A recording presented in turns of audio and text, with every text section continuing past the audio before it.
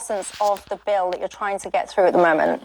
Well, first of all, I'd like to ensure that the government takes seriously the symptoms of people who have suffered vaccine damage and continue to suffer, because there is a dire shortage of any proper care for them, and many of them are being ignored by the NHS, even to the extent of complaining to me that they feel as though they're being gaslighted. So that's one issue. Then there's an issue of the people who have been affected adversely, including those who've suffered bereavement. Those people need to be properly compensated and in timely fashion. That's not happening. And we also need to increase the maximum payout from 120,000, which hasn't been increased for 15 years. If that was to be brought up in line with inflation, that would be 177,000. But beyond that, we want to, I'd like to see something less rigid than the 60% disability cut-off for entitlement.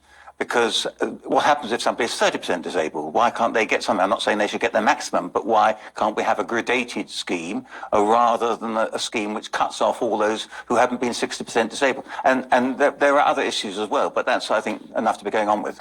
Now, what I found interesting, because I watched you in the House of Commons yesterday, and I was really quite disappointed to see the lack of attendance on the benches. I don't know if I've got a clip of it. If I haven't got a clip of it, I'll describe it. The benches were pretty much empty. So I wonder, how seriously do you think the issue... Oh, there you go.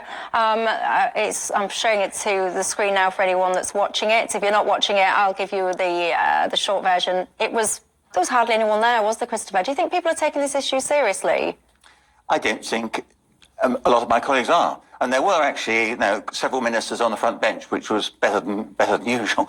So, and I hope that they were listening. But actually, after the debate, I was talking to colleagues on both sides of the House who weren't aware of these issues, and it may be that constituents haven't written to their MPs to alert them to these problems. And I'd encourage anybody who has got such a problem to raise it with their constituency MP. Yeah, and I find, if you even, because I do a TV show and I think about topics often and I look at what people are talking about, and I found it quite interesting, the lack of attention that people have paid to people that are vaccine injured, because to be clear, yes, I know it is safe and it has been safe for the majority of people, but there is, it's not a too small a minority. There are a number of people now that have had it confirmed by coroners that the death was as a direct result of the vaccine. But yet we haven't had a single payout from this scheme. I mean, what more evidence does the government need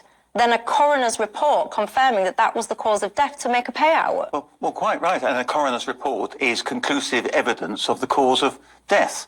And so why not pay out on the basis of those coroner's reports? And I raised this again yesterday because some people have said that there's a battle going on between the Business Services Authority for the NHS and ministers. The Business Services Authority says it wishes to reduce this bureaucracy, but ministers are insisting that it stays. And there's a blame game going on, but the victims are the people who are the bereaved.